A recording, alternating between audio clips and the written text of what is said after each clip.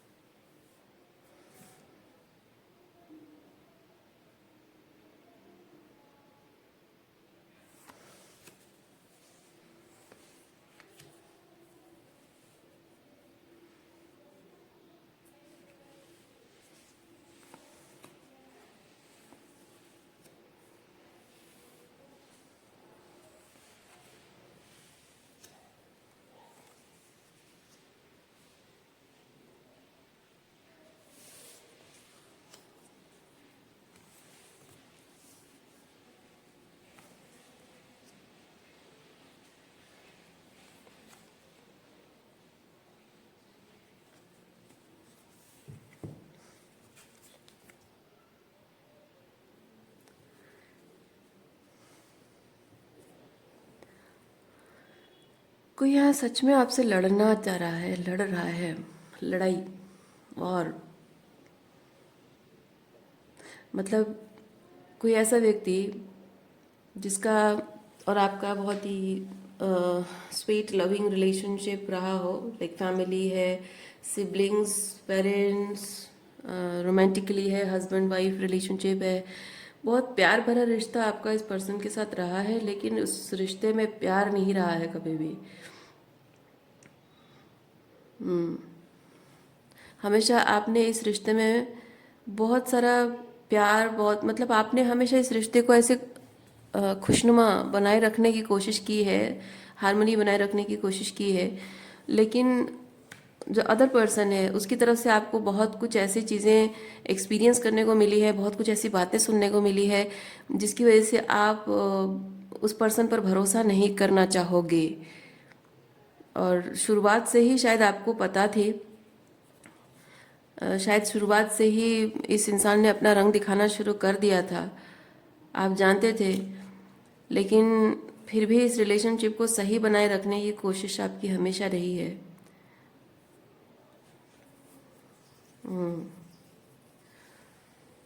जब इनसे मतलब अगर शादी है तो हो सकता है शादी की शुरुआत में ही या फिर शादी से पहले ही एंगेजमेंट हो गई है और आप उनसे एक आध बार मिल रहे हो और तभी से आपको पता चल गया कि इंसान अच्छा नहीं है। लेकिन फॉर सम रीज़न यहाँ पेरेंट्स का प्रेशर हो सकता है जिसकी वजह से आप मजबूर हो गए हो कि मुझे बस शादी करनी पड़ेगी और कोई चारा नहीं है।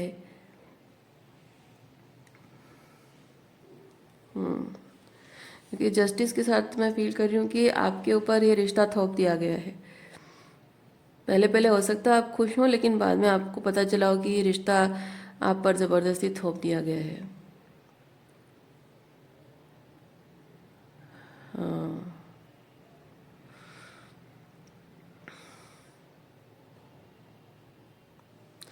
और ज़रूरी नहीं कि ये शादी ही हो। इवन इफ आपका इस पर्सन के साथ कैसा भी कनेक्शन हो, मैं फील कर रही हूँ कि इस रिश्ते में कभी कुछ हारमोनियस हो नहीं सकता। शायद बहुत बिगिनिंग से आपको पता थी। और ये रिश्ता थोप देना मतलब जस्टिस कार्ड के साथ मैं फील कर रही हूँ। अ, आप लोगों में से जो लोग ट्विन फ्लेम जर्नी में हैं, ज़्यादातर ट्विन फ्लेम्स की मैंने जो रीडिंग की है, पर्सनल रीडिंग वगैरह मैं करती रही हूँ, मुझे ये समझ में आया है कि एक तरफ स्पिरिचुअलिटी मतलब एक तरफ एक स्पिरिचुअल बिलीव्स है, इंट्यूशन है, और वो डिवाइन अलाइनमेंट, डिवाइन साइंस हैं, और एक तरफ उस इंसान की उस टॉक्सिक मैस्कुलिनिटी है उसकी। सो वो एक तरह से पहले पहले भले ही लगा हो कि वो फाइनली मेरे लाइफ में मुझे मेरा ट्विन फ्लेम मिल गया और सब कुछ बहुत अच्छा हो जाएगा, द हैप्पी फैमिली हो जाएगी हमारी, और मुझे फाइनली वो मिल जाएगा जो मुझसे प्यार को लेकर, रिलेशनशिप को लेकर जैसे सपने होते हैं इंसान के, कि फाइनली मुझे मेरे टाइप का पर्सन मिल जाएगा। लेकिन अल्टीमेटली दैट पर्सन, मतलब you end up realising that person is a burden for you, और अननेसेसरीली आपने उसके साथ जुड़कर अपना कर्मा खराब किया है, या फिर आप मजबूर कर दिए गए हो, क्योंकि ये डिवाइन साइन होता है। और आप, क्योंकि ट्विन फ्लेम्स को प्यार हो नहीं जाता है, वो ऐसे ऐसे सिचुएशन में मिलते हैं ट्विन फ्लेम्स कि वो एक तरह से ईश्वर ज़बरदस्ती उनको प्यार करवा देते हैं एक दूसरे से, स्पिरिचुअल कनेक्शन ऐसा जोड़ देते हैं। हालांकि ऐसी परिस्थितियां होती हैं दोनों के बीच, मैस्कुलिन और फेमिनिन के बीच, कि अगर वो अपना डिसर्नमेंट यूज़ करे तो उस रिश्ते में वो कभी ना जाए, क्योंकि लॉजिकल रीजंस कहता है कि नहीं, ऐसे में ये रिलेशनशिप आगे नहीं बढ़ना चाहिए, ये होना ही नहीं चाहिए रिलेशनशिप। सो हो सकता है उस तरीके से आप प्रेशर में हो, और चाहकर भी आप इस रिश्ते को नकार नहीं पा रहे हो। हाँ।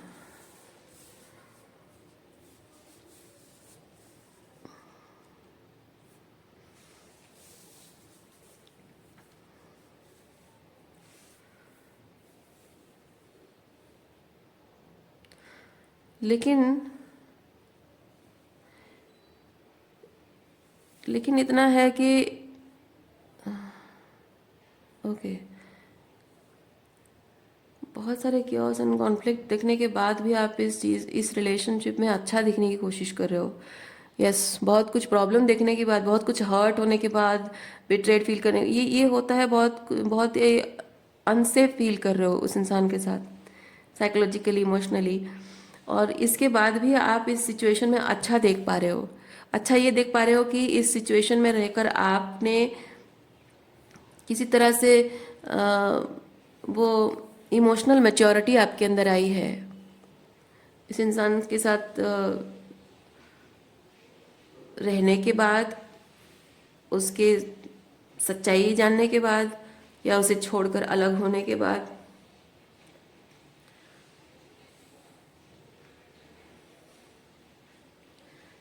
इसीलिए with the two of wands and मुझे क्यों बहुत स्ट्रॉन्ग फीलिंग आ रही है कि आप इस पर्सन के साथ भले ही आपका स्पिरिचुअल कनेक्शन है, क्योंकि ये चीज़ है कि जो जो जिस चीज़ पर हम काम कर रहे हैं, मेरा गोल जो है तुम्हारा गोल वही है, मेरे जो आइडियाज़ हैं तुम्हारे आइडिया सेम है, वाइब होना, एक दूसरे के साथ वाइब इन होना। सो एक्सक्यूज मी, मैं फील कर रही हूँ कि आपके जो पर्सन है, चाहे वो मैरिज हो या ट्विन फ्लेम हो या आपके पेरेंट्स हो या सिबलिंग्स हो, आप कोशिश करते रहे हैं अपने पॉइंट्स उनके साथ शेयर करने की, कि आपके रिलेशनशिप का गोल क्या है, ताकि हार्मनी बनी रहे आपके रिश्तों में। यस, वो पर्सपेक्टिव आपने अपना शेयर किया है उनके साथ ताकि हार्मनी बनी रहे। लेकिन आपकी पर्सन की एनर्जी ऐसी है, फूल, मतलब आई डोंट केयर, मुझे कोई परवाह नहीं है, मुझे कोई फर्क नहीं पड़ता, ये वैसी वाली एनर्जी है।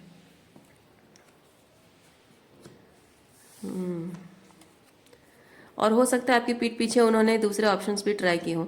अगर आपके, जैसे कि आपके अगर स्पाउस हैं, हो सकता है कि उनके कोई एक्स्ट्रा मेटल अफेयर रहे हो।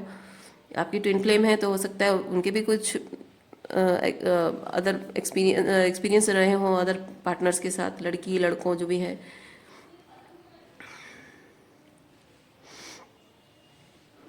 या फिर अगर आपके पेरेंट्स हैं, हो सकता है कि आप उनके साथ रिलेशनशिप को स्ट्रांग बनाने की कोशिश कर रहे हो, लेकिन उन्होंने शायद आपकी जो सिबलिंग्स हैं उनको ज़्यादा प्रायोरिटी दी हो,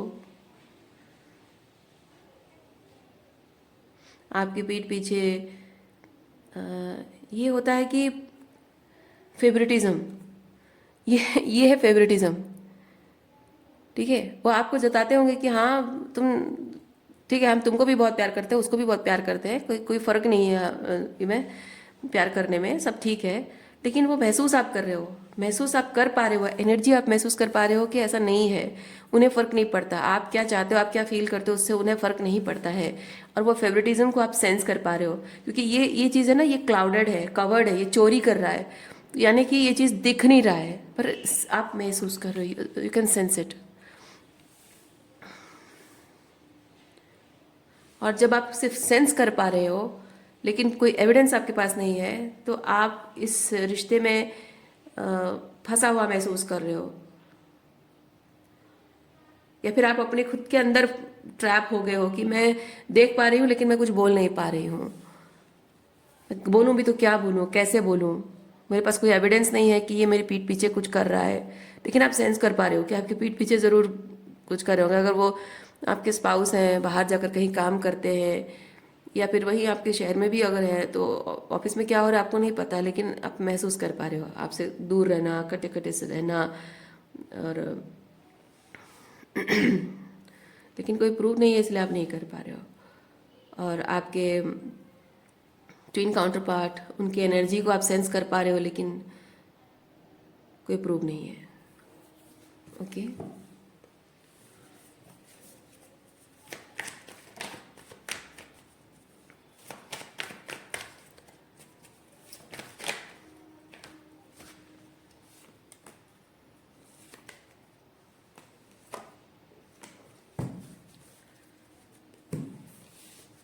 मुझे लगता है आज की रीडिंग में आपको किसी तरह की कोई वैलिडेशन मिलने वाली है।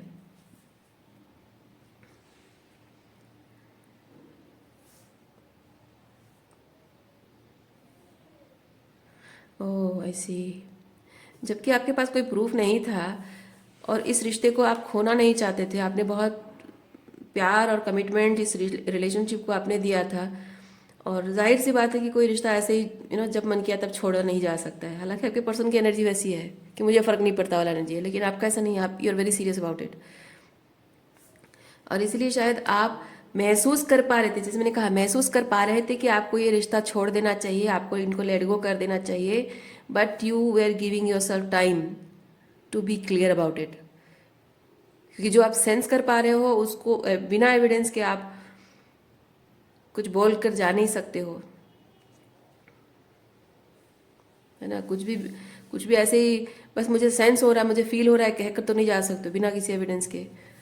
इसलिए शायद आपने अपने आप को बहुत टाइम दिया है कि नहीं नहीं मैं थोड़ा क्लियर हो जाऊं, फिर मैं उसके बाद डिसाइड करूंगा या डिसाइड करूंगी। शायद आपने टाइम लिया है।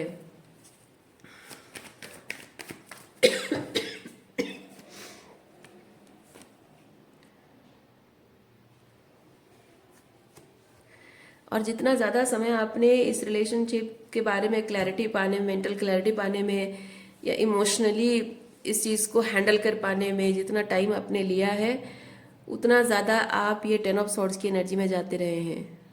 हर्ट बढ़ता गया है, अपमान, ये अपमान भी है। सो अगर मैं इसको आपके पर्सन की पर्सपेक्टिव से कहूँ, तो उनका शायद दृष्टिकोण ये कहता होगा कि मैं उसके साथ कुछ भी कर रहा हूँ, वो सेंस कर पा रही है, वो समझ पा रही कि मैं उसके साथ गलत कर रहा हूँ, उसके बावजूद भी वो मेरे साथ रहना चाहती है, मेरे साथ चीज़ें हारमोनियस रखना चाहती है, सब कुछ ठीक रखना चाहती है। तो मैं उसके साथ कुछ भी करूँ कोई फ़र्क नहीं पड़ता, वो किसी भी हाल में मुझे छोड़कर नहीं जाएगी, तो मैं जैसा चाहूँ उसके साथ वैसा बिहेव कर सकता हूँ। सो इसीलिए उन्होंने आपको बहुत अपमानजनक व्यवहार भी किया है।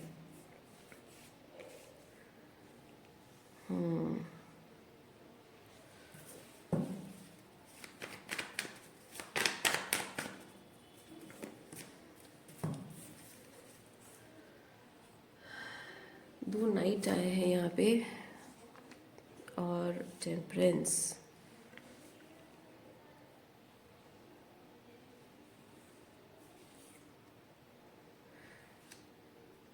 जब इस तरह से आपके पर्सन आपसे दूर हो गए हों, रिकंसाइल करने की कोशिश आपने की तो है, लाइक जब आपके पर्सन आपको छोड़कर चले गए हों, दूसरे ऑप्शंस उन्होंने ट्राई किया हो, वहाँ पे खुश रहते हो नहीं रहते वो अलग बात है, लेकिन जब उन्होंने दूसरे ऑप्शंस को ट्राई किया तब उनके दिमाग में ये चीज़ था कि वो तो बार बार पलट कर वापस आ रही है, क्योंकि आप रिलेशनशिप में हार्मनी बनाना चाहते थे, रिकंसाइल करना चाहते थे, और उसके लिए शायद आप वापस आते रहते थे। तो वो आपका वापस आना, उनको ये चीज़ लग रहा है कि मैं इसके साथ कुछ भी करूँ कोई फ़र्क नहीं पड़ता, मैं जब चाहूँ उसके पास वापस जाऊँ, जब चाहूँ मैं अपने अदर ऑप्शन ट्राई कर सकता हूँ, तो जो चाहे मैं कर सकता हूँ, तो कोई फ़र्क नहीं पड़ता। तो ये इस बीच इनको हमेशा लगता रहा है कि ये बहुत मज़े ले रहे हैं, आपकी फीलिंग्स के साथ खेलकर बहुत मज़े ले रहे हैं, लेकिन इस दौरान आपके अंदर कुछ और बदल भी गया है, और वो ये है कि आप इनके साथ चीज़ें सही करने के इंतज़ार में वेट करते करते करते करते ये होता है बहुत ज़्यादा पेशेंस, थिंग्स स्लो डाउन, बहुत बोरिंग हो गया आप दोनों के बीच, यानी कि आपके पर्सन शायद बहुत ही कोल्ड हो गए हों, बहुत ही डिस्टेंट हो गए हों, और आप धीरे धीरे आप उनकी तरफ जाना आपने बंद कर दिया, क्योंकि विद द टेम्परेंस आपने खुद की हीलिंग शुरू कर दी, क्योंकि आपको समय के साथ साथ रियलाइज़ हुआ कि मैं जितना एफर्ट्स डाल रही हूँ उतना ही हर्ट हो रही हूँ, और बार बार पलट कर जा रही हूँ, वही चीज़ हो रहा है, मैं बार बार अपने आप को सही कर रही हूँ, और फिर मैं कोशिश कर रही हूँ लेकिन उसकी तरफ से वही चीज़ रिपीट हो रहा है, मैं बार बार उसको मौका दे रही हूँ और भी गलत फ़ायदा उठा रहा है। तो इससे ये चीज़ है कि एक सर्वाइवर मोड में इंसान आ जाता है, अपने साइकोलॉजिकली जो वुंड्स हैं उसे हील करना उसके लिए बहुत मतलब प्रायोरिटी बन जाती है, अपनी मेंटल सैनिटी उसके लिए प्रायोरिटी बन जाती है, बहुत ही सर्वाइवर लेवल पे होता है। सो इसीलिए उस चीज़ को हील करना जो मेन प्रायोरिटी बन गई, तो आपने उस चीज़ को हील किया है, और हील करने के बाद आप नाइट ऑफ कप्स की एनर्जी में आए हो, नाइट ऑफ पेंटिकल की एनर्जी में आए हो, यानी कि आप समझ गए हो कि जिस इंसान के लिए आप अपने दिल के दरवाजे इतना खोल कर बैठे हैं, एक्चुअली में वो डिज़र्व नहीं करता है। इसीलिए ये एक तरह से प्यार है, पर अभी और अटैचमेंट नहीं है, प्यार है लेकिन अभी वो अटैचमेंट नहीं है, और साथ ही बहुत ही प्रैक्टिकली इस चीज़ को आप देखने लगे कि हाँ प्यार करती हूँ, लेकिन अब वो उस लेवल का अटैचमेंट नहीं है, तो चाहे जो भी हो जाए मैं वापस नहीं जाऊंगी अब, भले ही प्यार करती हूँ, भले ही उसे वापस चाहती हूँ, लेकिन मैं नहीं जाऊंगी। सही होकर चेंज होकर बेहतर होकर आएगा तो ठीक है, नहीं आएगा तो नहीं जाऊंगी मैं। ये वैसी वाली एनर्जी शिफ्ट आपके अंदर आई है अभी।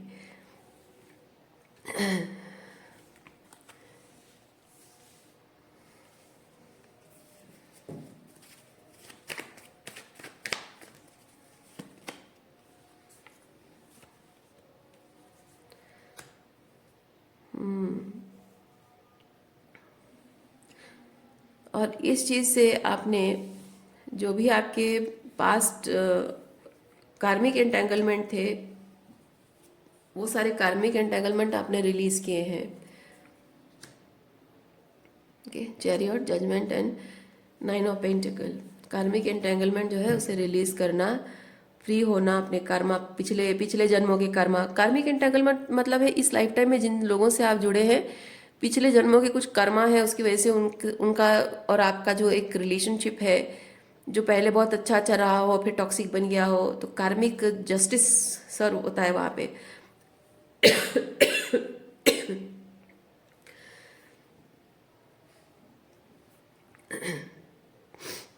और जब आप फाइनली इस चीज़ को रिलीज कर लेते हो, आप इस नाइन ऑफ पेंटिकल की एनर्जी में आते हो, and this is moving forward.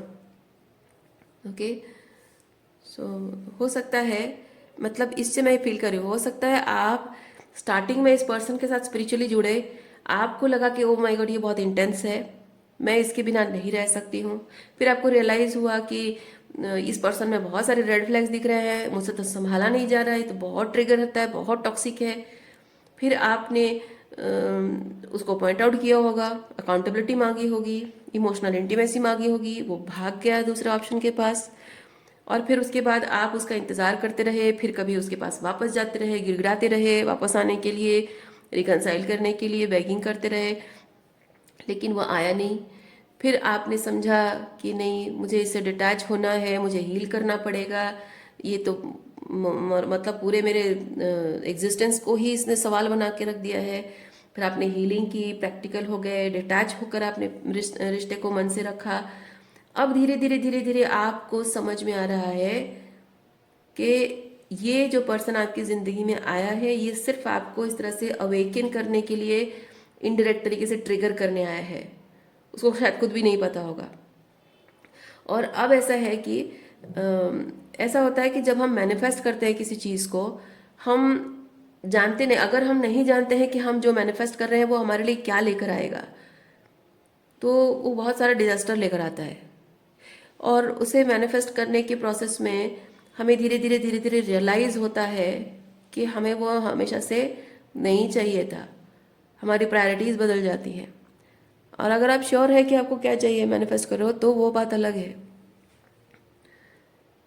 Okay, सो वही चीज़ हुआ है कि समय के साथ साथ आपको रियलाइज़ हुआ है कि पहले आप जो कहते थे कि मुझे इसको वापस मैनिफेस्ट करना है, अब आप कह रहे हो कि नहीं, मुझे इसको वापस मैनिफेस्ट नहीं करना है, मुझे नहीं चाहिए, ना आए तो अच्छा है, ये मेरी प्रायोरिटी नहीं है, ये मेरी ज़रूरत नहीं है।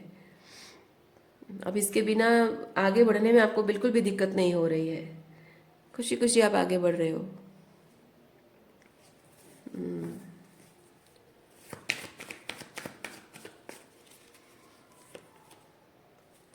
देखिए, खुशी वाली एनर्जी है, अपने आप में खुश हैं आप, आपको किसी की ज़रूरत नहीं है। ये जो आपका ये होता है होमली फीलिंग। तो वो जो एक आप चाहते थे कि मेरे पार्टनर में मुझे वो होमली फीलिंग मिले, अपनेपन का एहसास मिले, वो आपने अपने अंदर पा ली है। आप खुद ही अपने आप के साथ पार्टनर बन गए हो, अपने होम आपने अंदर पा लिया है, इसलिए अब आपको किसी की ज़रूरत महसूस नहीं हो रही है। ओके, इस सिचुएशन के बारे में अब तक अगर कुछ भी आपको यूनिवर्स ने किसी तरह का कंफर्मेशन दिया है तो अच्छी बात है।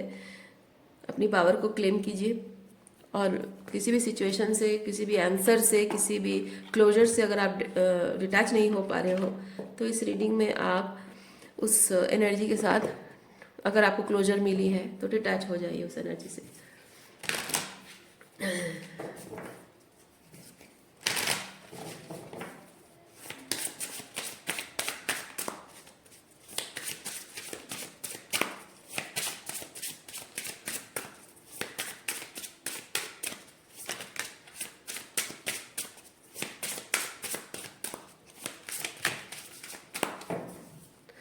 It's time for a change and rise above the dark days of life.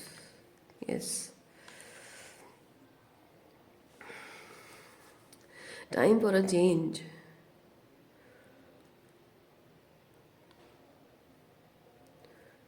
हाँ, आपने जो हेल्दी रिलेशनशिप, अनकंडीशनल लव जो आप मैनिफेस्ट करना चाह रहे हैं, या अपनी फैमिली में, अगर आपका ये कोई रोमांटिक पार्टनर नहीं है, कि आपका स्पाउस नहीं है, फैमिली सिचुएशन भी है, तो भी जो अनकंडीशनल लव आप चाह रहे हैं वो इस सिचुएशन में नहीं है, ना था कभी। आप सिर्फ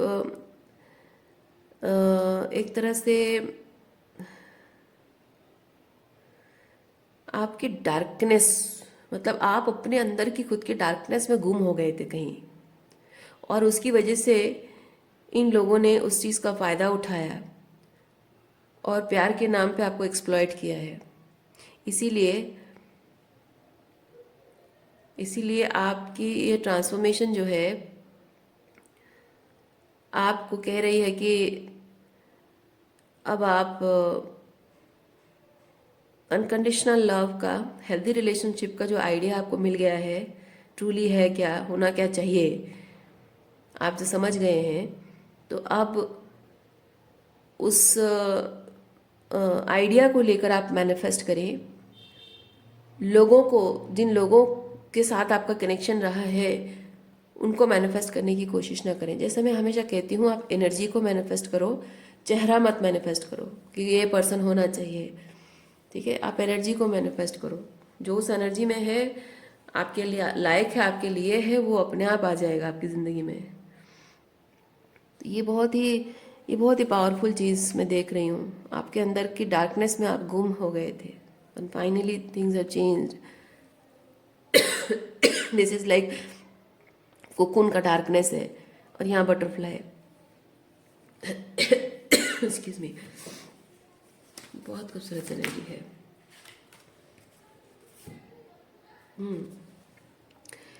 आपके अंदर की मैजिक अवेकन हुई है, मैनिफेस्टेशन पावर अभी आपकी स्ट्रांग हो गई। जैसे मैंने कहा ना, आप अगर बहुत ही डिल्यूजनल होकर मैनिफेस्ट कर रहे हैं तो आपको लाइफ लेसन्स ही मिलेंगे, लेकिन आप अगर बहुत अवेयर है कि आप क्या चाह रहे हो, उसे मैनिफेस्ट कर रहे हो, तो वो मटीरियलाइज होगा ही होगा, वो चीज़ है। ओके, सो आज के लिए उतना ही है। उम्मीद करती हूँ इस रीडिंग से आपको कुछ क्लैरिटी मिली हो। मैं आपको नेक्स्ट रीडिंग में मिलती हूँ। अपना ख्याल रखिए, खुश रहिए, बाय।